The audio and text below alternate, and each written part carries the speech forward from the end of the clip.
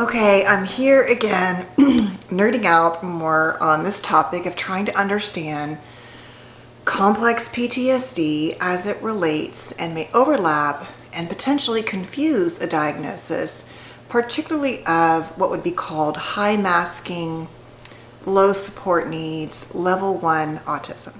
Now, even as I say those words, I am learning within the ASD community there's a wide and understandable gap in agreement about language and terms, and so I'm trying to use the things I'm coming across most. But as I go through this series, I want you to please especially keep in mind, if you are further along in understanding this topic, know that I am still learning, and please make space for my increasing developmental knowledge around this issue. I said it in my last video on this topic, but I'm going to keep saying it, in that because of the significant lack of data informing the DSM-5, which is what we basically have been using for quite some time on this diagnosis, which left out populations really mostly other than white males, and the way they've discerned what is the appropriate diagnostic criteria, it appears that it's very flawed to hold that up as the definitive way to diagnose ASD, especially in what it appears to be more high masking or different populations. So that being said, I just want to say that I am pulling from autistic voices I'm listening to on YouTube, on TikTok. I'm listening to podcasts. I'm listening to, as much as I can get my hands on and still manage the rest of my life. I'm looking at research articles. I'm looking at, all types of resources. But it's not the case that you can only pull from the perfect research, which, by the way, doesn't exist. So please keep in mind that I try to link things that have researched articles, but also I'm going to be using the voices that are often referenced within the autistic community, who may or may not be experts in terms of, doctoral level, master's level, whatever, in academia, but who are very valuable and very informed and frankly very researched people to listen to. So as we're now going to talk about where is the overlap between autism and complex trauma, what I'm finding very quickly is that in many cases it is very hard to tell. Of course, there are some dynamics that tend to align more significantly with each of these, like you must have had a trauma or relational trauma for CPTSD versus ASD being a neurodevelopmental disorder that you're basically born with. Even the word disorder I'm learning not to use. A difference, a neurodivergent or developmental difference. What I'm finding is that complex trauma and autism seem to hold hands, and I think I've said that already in a few videos. So even as I made this list, when I did the overlap, and then I created the similarities and differences, in many cases when I got to similarities and differences, I could actually find overlapping data in certain situations, listening to certain voices as well. But what I want to understand, and this is kind of how I'm trying to approach it, using myself, is for someone, if you relate to this, somebody who, like me, has had a lot of sensory issues, social dynamic issues, friendship issues, in terms of, wanting to isolate a lot, struggling with certain dynamics. How would I understand if I was born with, let's say, ASD versus being born highly sensitive, not the HSP profile of autism I just posted, but if I was going to make the argument, no, it's not ASD, you just came out of the womb highly sensitive and you had a very invalidating environment, how would you try to differentiate that between, no, you actually were born with some level of being on the spectrum, and then of course the inherent trauma of being on the spectrum oftentimes alongside actually complicated relational trauma in your family system? How would all of that play out today? And at the end of the day, I want to say this, that labels, I think, matter and don't matter. In some regards, I think, a label gives us validation of like, this is the thing I've been struggling with. I've discussed this before, but really understanding, and I still do believe that my mom is absolutely an undiagnosed borderline human who struggles with borderline, I should say. It doesn't explain everything, but it explains a lot. And once I got to that understanding, and if you just want to call that whatever it is, for her, it was not an obvious case of trauma. It's just not. For my father, who I think may have also had my non-biological father borderline alongside other difficulties, lots of trauma seems very clear. And of course, that being said, I can flip it back and say, yes, but everyone experiences trauma differently. What's traumatic to me may not be traumatic to you, especially in terms of complex trauma and relational trauma. However, when I got that piece of like, oh, this is why she might be this way, it helped me stop blaming myself. And the way I'm approaching this exposing myself, I should say, around ASD is that if at the end of the day, I just land on the word neurodivergent, and we know that complex trauma and certain experiences create neurodivergency because they require our brains to function in different ways. But learning all of this, what it's really doing is A, validating the alien status and why does everything bother me so much, and why have I set up my life in all of these ways now. But even more importantly, where do I want to go from here? Because so many things do feel so difficult for my nervous system all of the time, and they always have. And so how can I use this data one way or the other to shift? And that is what I hope you will do. Okay, I know you all hate long intros, especially if you're new here, but I'd like to load things up so you understand where to go. And by the way, for those of you who said you didn't get to the point, I not only posted in underneath the video, but in the video, if you don't want the long intro, please go to 1525. So just FYI, I did do that. Okay, let's get into the overlap. I'm going to assume that you already understand the core features of autism versus complex trauma, and that you're arriving here with some understanding. But if you don't know what those things are, please feel free to visit my videos on complex trauma. And I would say I don't necessarily have any specialty videos just defining autism. So I would encourage you to do some other research there, and I'll maybe come back to that. But at the heart, we're talking about how our bodies are going to be responding to the environment. And I'm really talking about hypervigilance, social dynamics, empathy, emotions, self-emotion regulation issues, how you sort of manage everything in your internal and external world, especially around, like I've talked about, things like toxic hypervigilance, tendencies to isolate, raging anxiety, which are often very common, can be common in both of those disorders, but not necessarily. All right, so the overlap is here. Number one, feeling different, feeling like an alien, like no one gets you. So both trauma and autism can do that. Number two, easily being dysregulated, whether you show it or not, overwhelmed and triggered. So it's like your nervous system, your responsiveness to things can be very intense. And remember, if you are highly masking, you might have already learned that you can't have that meltdown show, that dysregulation at work, let's say. But when you get in your car, or maybe you have a meltdown in your car, you cry, or when you get home, you become numb and you shut down, or your whole weekend is numbed out as a response. So it doesn't have to necessarily be mirrored in that moment. Number three, trying to find or using some form of self-soothing behaviors.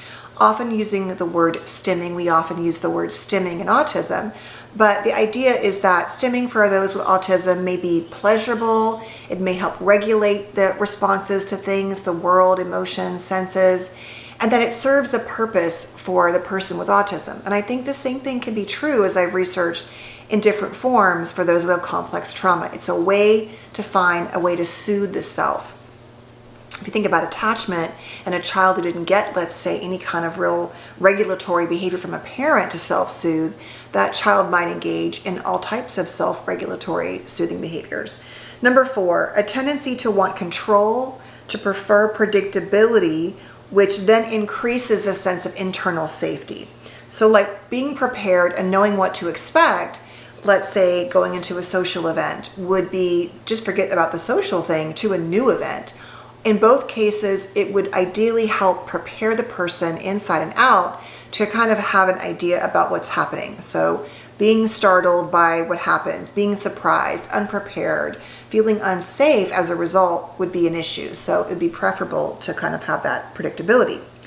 Number 5, engaging in restricted or avoidant behaviors as a way of managing what might be the dysregulation that's coming in as input. Number 6, hypervigilance. So for those with CPTSD, there could be, especially as it relates to the actual trauma, some types of environmental triggers, but there can also be this internal hypervigilant forecasting. And really what we're talking about in both cases in different ways is an overly reactive nervous system. Now, obviously, how it originates, let's say, in a purely ASD dynamic versus you had a situation, you experienced trauma, it might be more, I think with complex trauma, the triggers may or may not be more specific, but I would argue that if the human being in your life, like a parent, is the person who caused the trauma, that often gets layered out to like all humans are traumatic. And then maybe the parent has ASD, right? So like there's all these layers, but the point is your nervous system is overly reactive in both cases. Number 7, having obsessive thoughts or behaviors, very common in both, can be. Number 8, concentration, focus, attention issues, and having either hyperfocus or hypofocus, where it's like either way there's a role that attention can play or not play in helping you manage the way your mind and body are responding to the situations. Number 9, dissociation and derealization are common in both ASD and CPTSD. Both of them can have profiles of being hyper empathic. So it used to be suggested or believed that those with autism do not have empathy or lack empathy, and that is actually not true. I'm going to make a whole video on the double empathy problem, which I think I referenced in my last video on the HSP profile of autism, but that, like most things in life and in human beings, there's a spectrum there for those on the spectrum of how they might experience and reflect and show up empathy, and it might not look the way neurotypicals engage in it. So, but being hyper empathic can be one of those dynamics.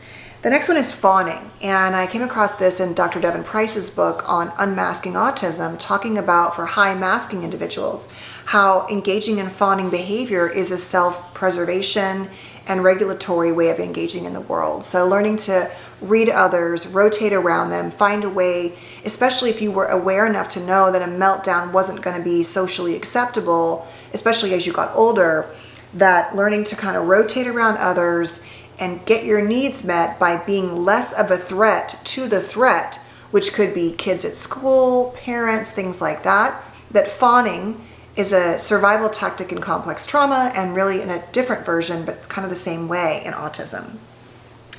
And I would say the next one is a trauma response of freezing, so collapsing and shutting down for different reasons, though. That is really a response to our nervous system, but in both cases we can see freezing and collapsing. Number 13, intimacy issues. And so I think for different reasons those can show up. I think at the heart of complex trauma is often a lack of trust in humans. And I could see how, although I'm still, this is a newer area for me, but if the way people have responded to you hasn't felt safe or hasn't felt validating on the autism side, or maybe you have sensory triggers around smells. This to me is a huge piece of physical intimacy I'm wondering about that I really want to explore, is if you have a lot of triggers around smells and touch and light and fabric and all of those things, and you think about the complicated nature of humans interacting in an intimate way, there are potentially a lot of triggers. At least that's something I'm understanding more and more about, and I really would like to go into depth on that one and make a video about that, and I will be doing that in the future. The next one is an increased risk of victimization, which makes sense. There's a lack of maybe awareness, or there's a vulnerability inherently built into both complex trauma. Oftentimes those who are traumatized in childhood find themselves, reenacting and being repeatedly traumatized. And then I'm learning in autism as a result of certain maybe differences or lack of understanding certain things, or being very naive and very trusting. One of the characteristics I've come across is people saying, I was so naive. And I have said that so many times. Like, I think I'm a relatively smart person, but when it comes to sort of really close people in my life, I always assume the best. I never assume the worst, in times when I should have. Or when I should have been more suspicious, I would write it off as, oh, I want to respect boundaries. My kids were not, my older boys, we were laughing about, I mean, it's funny now. It wasn't funny when they were, maybe doing things in high school, but I was like, I said it last weekend, I was like, I feel like I was so naive. And they were like, yeah, you were. And that doesn't mean I wasn't paying attention to things, but I just don't assume bad things. And I don't know if you have autism, if you found that to be true, but it seems like being naive. And I've seen it even in terms of like being childish, but not in like acting like a child, just like seeing the world through that lens. But I don't know how you feel about that, so please share if you want to. Number 15, heightened sensitivities to sensory input. So that kind of really goes along with hypervigilance, but just the idea that when you've had a repetitively traumatic childhood, you learn to make meaning of things, to pay attention to things, to focus on the sensory things, like what's the sound of the parent's voice, what mood are they in, what kind of facial expressions do they have they been drinking or not, like all kinds of things. And so there's like a tenderness around that now you're living in fight or flight. So there's like a tenderness around everything coming at you. And that would be the heart, I believe, in many cases for those who have autism, just from the get-go. The next one is increased risks of substance use and self-wounding. I'm not going to go into that, but that makes a lot of sense for different reasons. Executive function issues around planning and organization, or hyper planning. There can be a wide spectrum there, but I think anytime you've had some kind of difficulty with the way your brain functions, depending upon your own capacities, trauma with autism, it can affect the way that your frontal lobe deals with the world, not to mention actual differences in frontal lobe and executive functioning in terms of the brain. And lastly, sleep issues. So I'm learning that it's very common in those with ASD to have sleep issues in terms of the quality of sleep, how they sleep, and that can also be true for trauma, although it can be similar but related if we're talking about nightmares or flashbacks or insomnia or afraid to go to sleep. Or actually, many people will stay up late at night because they feel the safest when everyone is asleep. And that can hijack your sleep. So I would say separate but related, sleep hygiene issues could be helpful there. Okay, what are the differences? So when we're talking about autism, initially it was believed that there would have to be special interests. And it seems to be a very common thing. But what I've heard is that not everyone has special interests. Maybe your special interests are people, are psychology, and it's your job. So if you weren't learning about that, you might not see that as a special interest. So in complex trauma, you might have a special interest too, but it doesn't seem to be an inherent part of it. And maybe it's the way the interest is played out is in self-protective behaviors, or maybe it's learning how to, self-defense, something like that.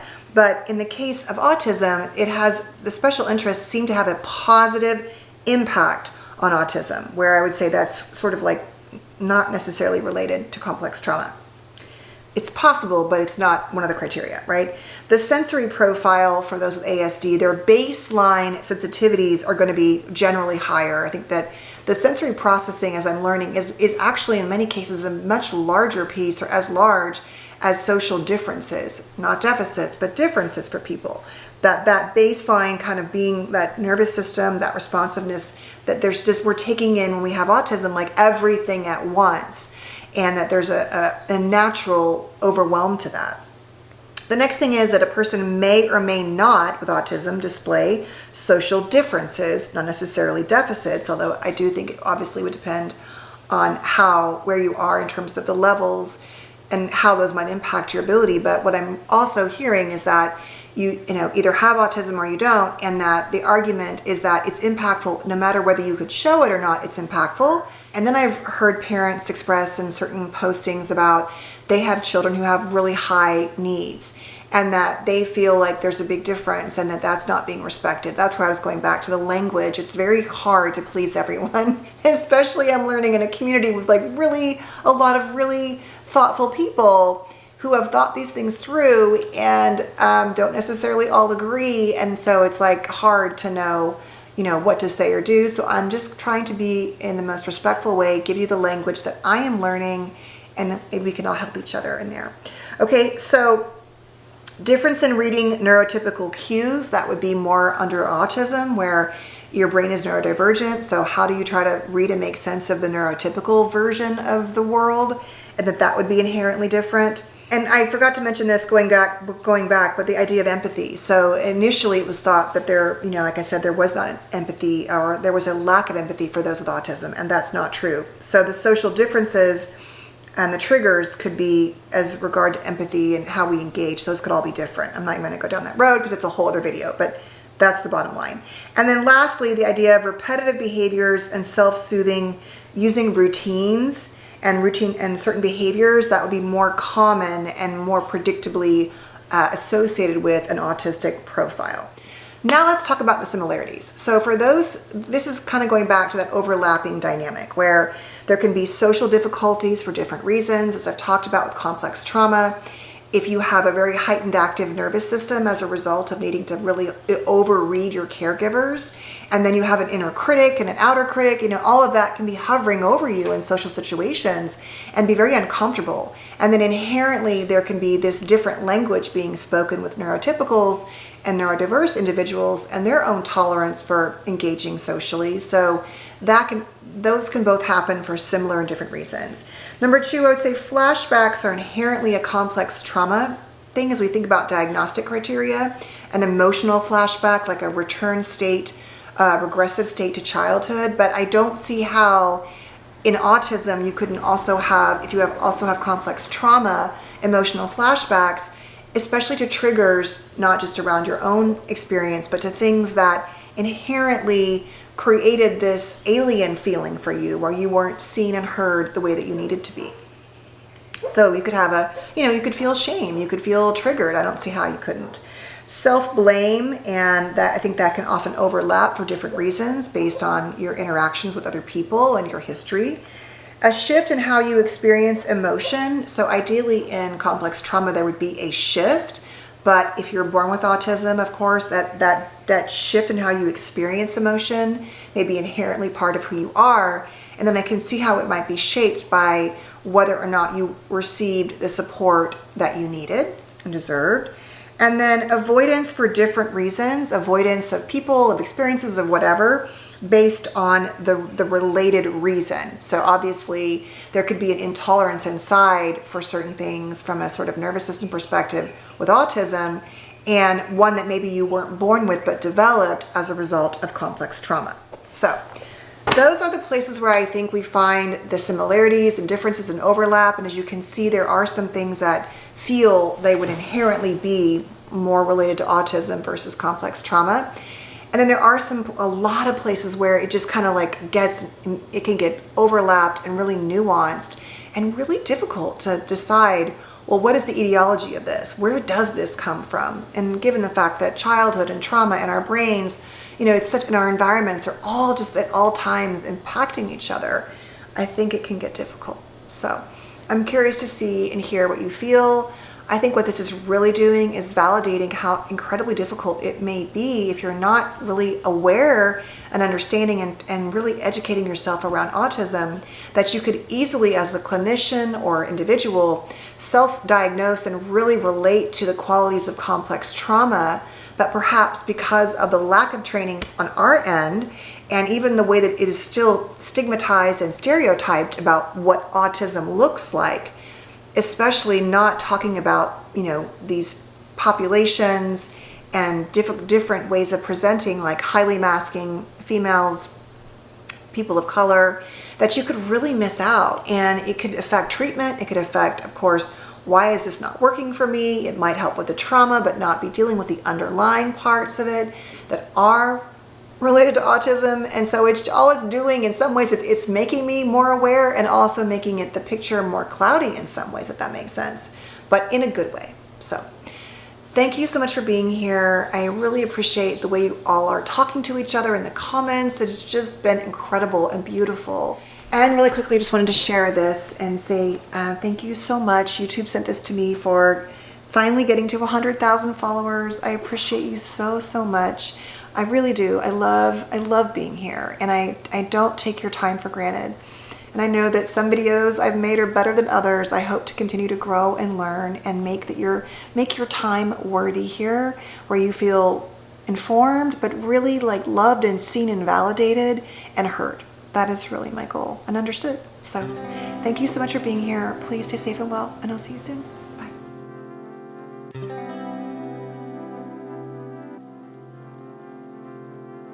Bye.